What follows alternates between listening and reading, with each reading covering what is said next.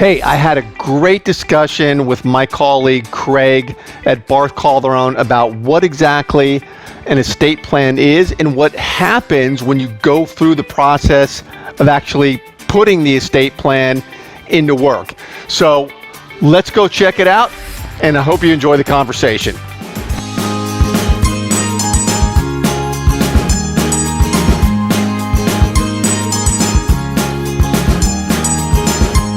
Hi, everybody. This is Paul Hitchcock with Wealth Protector TV, our channel here at the law firm Barth Calderon, which is an asset protection, estate planning, business planning firm. Really excited to have my colleague here at the firm, Craig Strom, on Wealth Protector TV. Craig, how can you hear me okay? You there?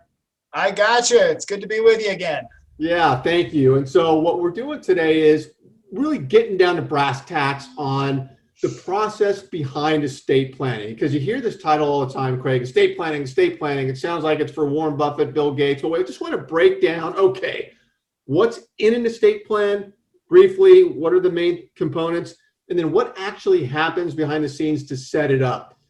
Craig is one of our top paralegals, also financial planner and an advanced planner with the firm. So Craig, let's jump into it.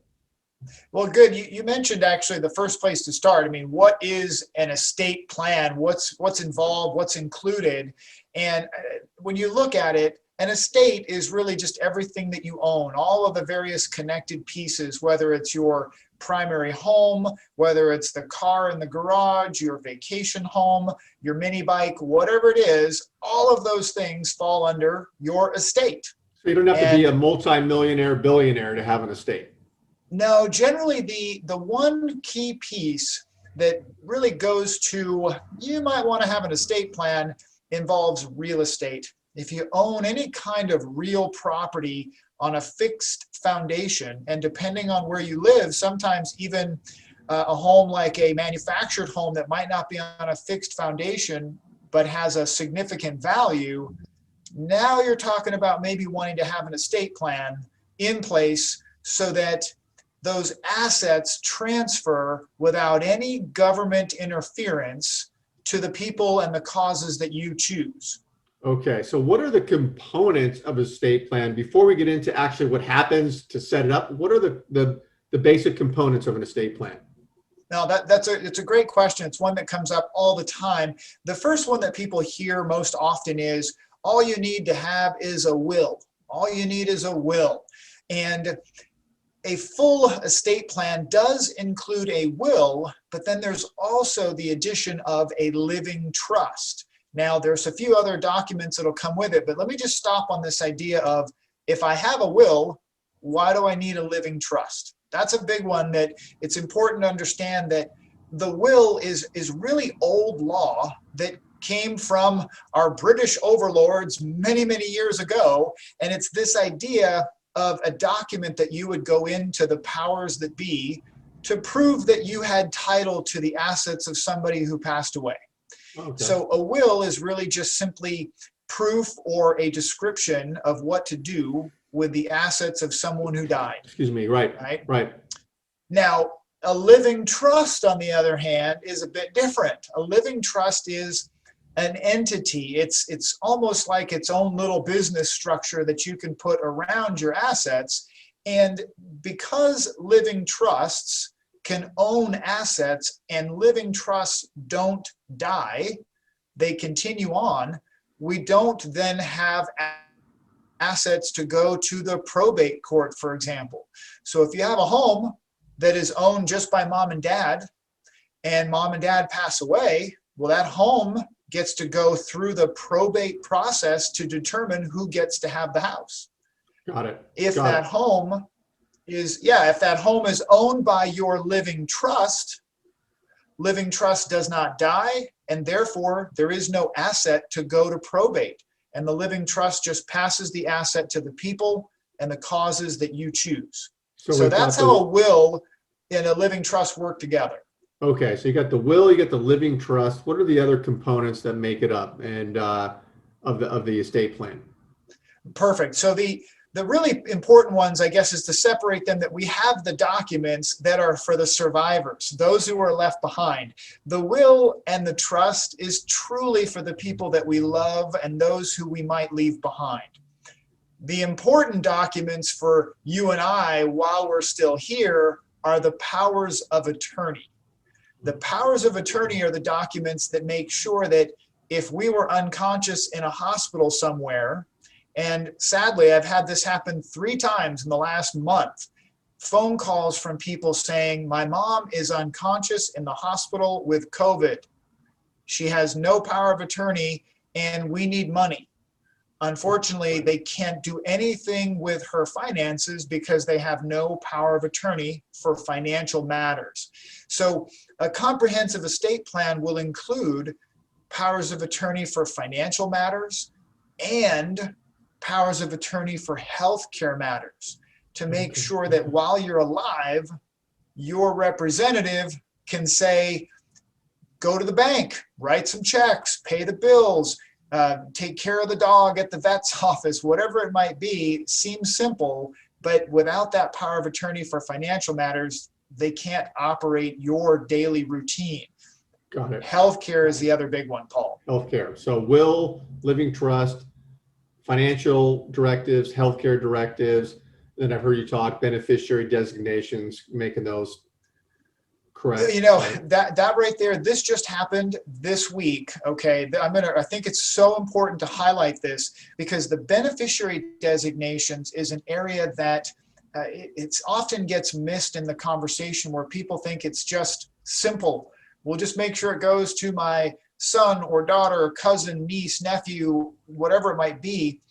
It's always important to find out, are there additional circumstances? So this happened just recently this week, where a single father, right? He's a single dad, much older now in life with adult children, and he wants to leave things to his children. However, one of his kids has some issues with keeping herself on track. She's got some issues where she may not be the most responsible person to inherit whatever she may inherit. So in that case, a living trust and a will can work together to create special trusts when he passes away to protect her inheritance. Got it. Well, yeah. Yeah, beneficiaries is not necessarily just a cut and dry thing. We want to dig into that and make sure that it gets done really specific. Right. Okay. Perfect. So now we got the estate plan. Now we know who needs it. Now, what actually happens when you set it up, Craig? Is just take us through the condensed version of, okay, here are the steps to actually get it in place. The first step is the initial complimentary assessment call with a member of our team, where it's really just a conversation about your family, about your situation, about what you want to accomplish, any questions that are outstanding, as far as just areas that when we look at it, we better answer those questions. We may not answer them on the initial assessment call, but we better know these are things that need to be addressed. Right. And then we go to the next step, which is, once we have an agreement that says, okay, we're going to move forward and we're going to get an estate plan underway for this family, we'll usually start with a questionnaire where we get very specific details to make sure that we're ready for the most important call, I think, is the drafting call. This is where the clients will meet with a member of our team, someone like myself, and spend usually 60 minutes going through all of the different pieces, the wills, the trust, the powers of attorney, the beneficiary designations, any specific gifting and things that they want to have happen, and clarifying all of those things and identifying their representatives, who will be in charge of settling up their estate or their power of attorneys, and getting all of those things dialed in. Yeah, because that's important, right? Because having the wrong people handle medical or financial, and it doesn't have to be the same person. I've heard you talk about. Yeah. But that's you flesh that out in that drafting session is what I'm understanding. Yes, actually, either in the drafting session or sometimes I'll have that come up in the complimentary assessment. 2 weeks ago, a gentleman, when we went through the assessment, realized that his ex-wife was still his representative on his legal documents. Oops. Oops, exactly. So needless to say, we are correcting that in the new updated version of his estate plan.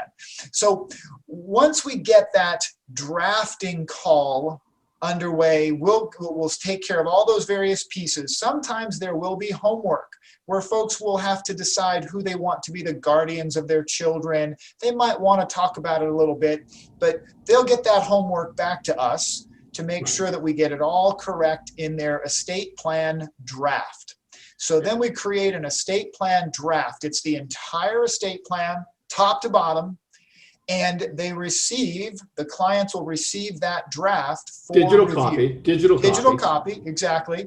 No, it's chiseled in stone, and we deliver it with a FedEx truck. So they get that to review it. Yeah, they get a digital copy to review. Now, there are times when we will mail it out if we have to, because it's sometimes difficult for people to get email. Okay, we'll mail it out. But most of the time, it's a PDF copy. Right. And then we get an approval back or changes that are necessary. And then we print the final ready to sign documents. And then those go out in physical ready to sign copies for clients.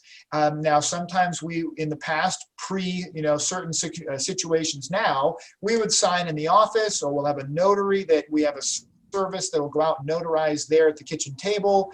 We figure out what's the best way to get those documents signed. Because there's got to be a wet signature on those. Got to have a notary because got to have a notary signature on the durable powers of attorney for financial matters, and your living trust especially, and your deeds and things like that need wet signatures, and they come back to us so that we can package them all up into your estate plan binder. And I forgot to, I had moved my estate plan binder back to the safe. I was gonna show my binder, but it's a nice, keep it all in one place kind of binder that you can then share with copies of that with your representatives. And if you like your kids, you can share a copy with your kids. And then does it get recorded? So now what happens with the recording of it? Oh, perfect. This is a big one. And this has happened several times over the 24 years, that the living trust itself is not recorded at any county or government agency. That is really important. A basic revocable living trust is not recorded at the county. What is recorded, and that our firm actually has a great team that does deed transfers, because what we want is that real estate, for example, to be owned and titled under the living trust. Okay. So we have to do a deed transfer, and that is recorded at the county level. And we actually facilitate that as part of the process to get those deeds recorded. So if there's no property, nothing's recorded at the county level? Correct. But you have the documents, and when they're needed, then they're asked for, or they're presented, to an attorney or, whoever. Is that right? Yeah. Right. Sometimes we'll have situations where a mom or dad or husband and wife, they might keep a good amount of money in a savings account, perhaps $50,000 that was a gift from grandma that they're going to use for college. Well, that $50,000 is in an account that could technically be covered under this probate process, and we want to avoid that. So the simple answer is, once your estate plan is done, you go down to the bank with your estate plan and you say, I want my accounts to be titled in the name of my trust. Right, and the bank will title them in the trust. And that's all you have to do. There's no recording of that account at the county. It's just a changing the title.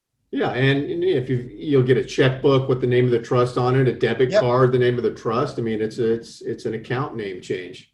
It is. It's really, it's very procedural when it comes to that. The critical part that is one that does need to be managed is related to real estate. That when you create a living trust, making sure that it is funded. That is the term of art in the legal world. Funded into the trust is critical. You've got to make sure that it gets the title changed. And if you actually refinance your house someday, it happens, those properties can come out of the trust and they got to get back in. So if you've refinanced recently and you have a trust, you got to make sure that the house got titled properly back into the trust after the refinance. That's just one of those procedural things that we help clients watch out for. Great. Craig, always great information. I want to just do a quick and dirty nuts and bolts on what this is about. Fantastic. Appreciate it. Thank you, everybody, for joining us here. And we'll see you next time. Craig, we'll see you again. You got it. Take care. All right.